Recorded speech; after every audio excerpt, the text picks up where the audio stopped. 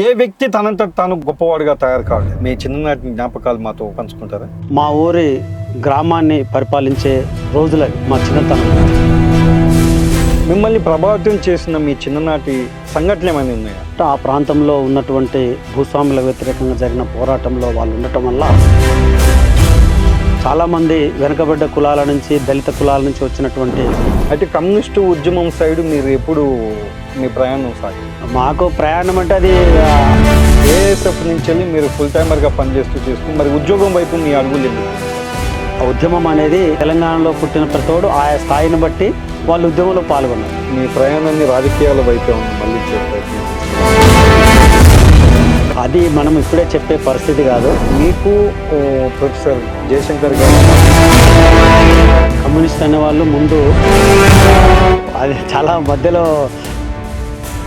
అయితే కమ్యూనిస్టు ఉద్యమం సైడ్ మీరు ఎప్పుడు